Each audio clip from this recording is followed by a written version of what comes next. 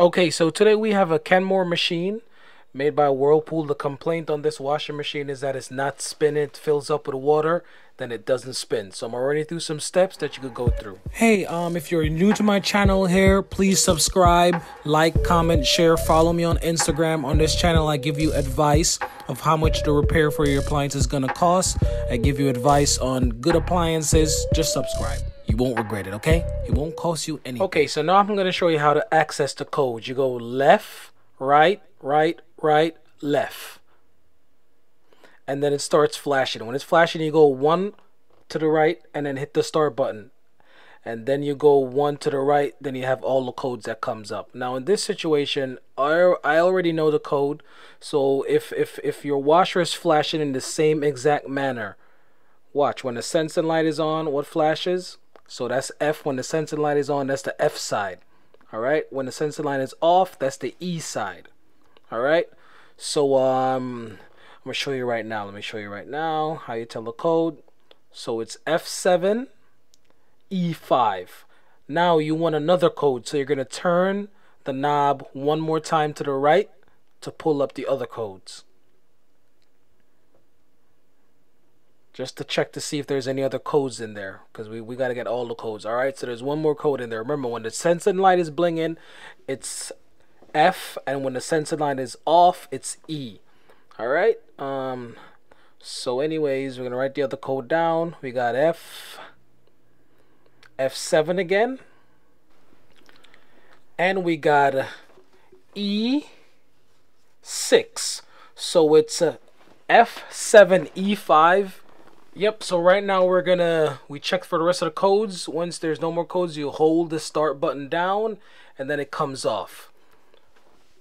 So you hold it down till it's clear and it comes off. So now let me tell you what these codes stand for. So remember, your washing machine is not spinning. If your washing machine is not spinning and it's a Kenmore beginning with a model number 110, you probably have the same issue with the same components.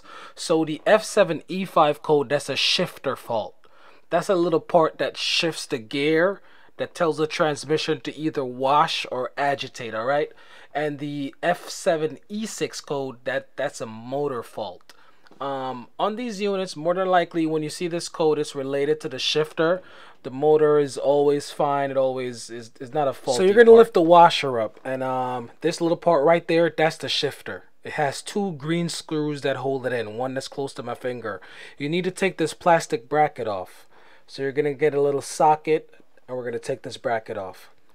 So you get your socket on your drill. You can use your hand, whatever you're into. I'm a drill guy. I like that. Power. Get it done fast. You know what I mean? So we take those 2 sockets out. You take the bracket off. Then you take these 2 green screws out. And that's for the shifter. The shifter is right here. This is the problem. Guarantee you 100%. This part is not expensive either. If you call the repair guys to get this fixed, probably costs you somewhere between, I'd say, about $200 to $400, given on what company you call. You know, so you make the decision if you want to call a company or fix it yourself. It's pretty simple, just to change that part. But upon taking off this shifter, I noticed that the plastic piece up here was cracked. Please observe under your machine when you're taking it apart. It looks damaged. So if you see right here, it's kind of chipped away. So I'm going to take that bolt off from the cam. This is called the cam. This is all connected to your transmission. Yes, the washing machine has a transmission. Not only cars have transmission, washers have transmission too. So you get a socket. As I said, I like my drill. You hold the cam so it doesn't spin. Oh, let me position this camera right for you so you get the angles. So you hold the drill, then you hold the cam, and and it's off. Now, I'm going to give you a closer observation of this cam. This is called a cam kit. All these parts are going to be in the description below. You could click on it. The parts should be available on any website.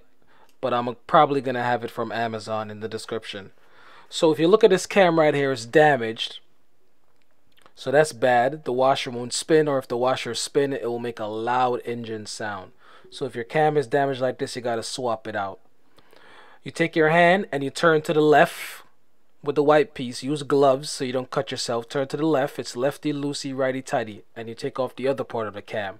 Now if you observe, the inside of this cam is damaged. See, all plastic falling apart. If we had put that back together, the washer would make a loud sound, or maybe it wouldn't even agitate at all. So anyways, this is all garbage. This is just for demonstration purposes. So we got the cam kit. The cam kit comes with this white piece and the other little pieces. Let me show you. Let me give you a little look. So this is a new cam kit.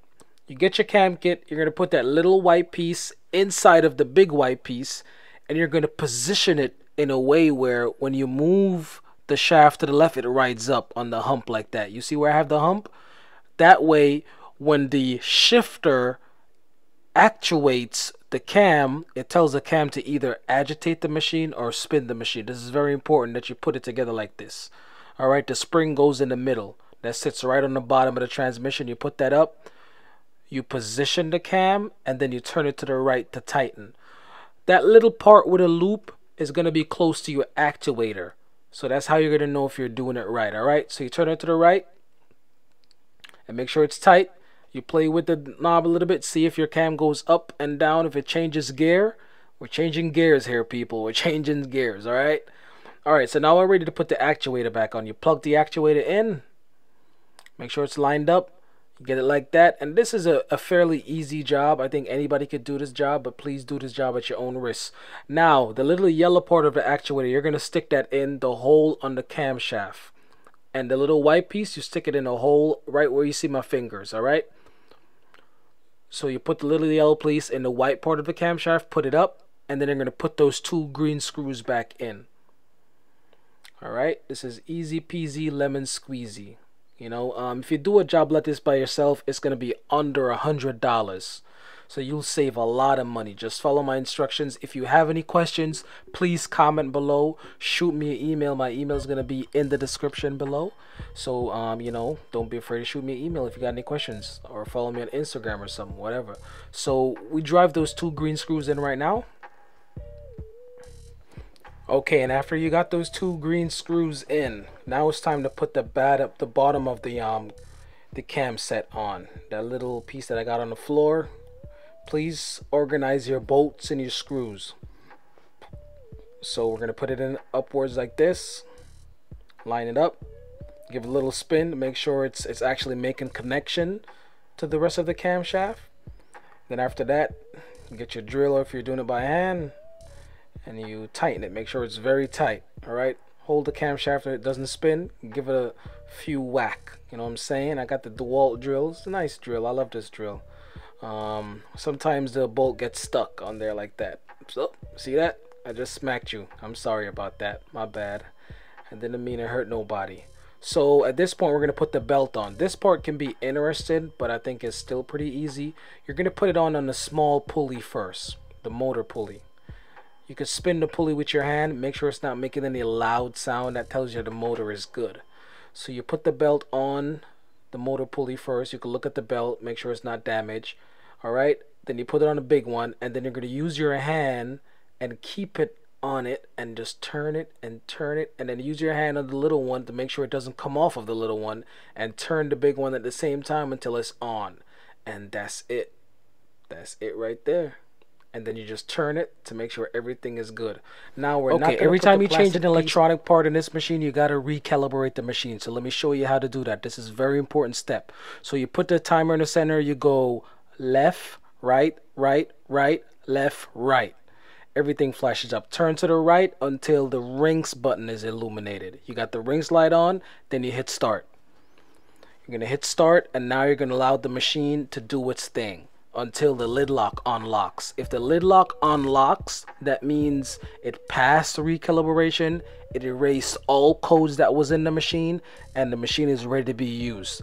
Anytime you change any electronic parts in these washing machines, you have to recalibrate it or it's not gonna work. Alright, so don't skip this step. This is very important. Alright, so just sit there, let it do its thing, keep your hand on it. You're gonna feel it spinning.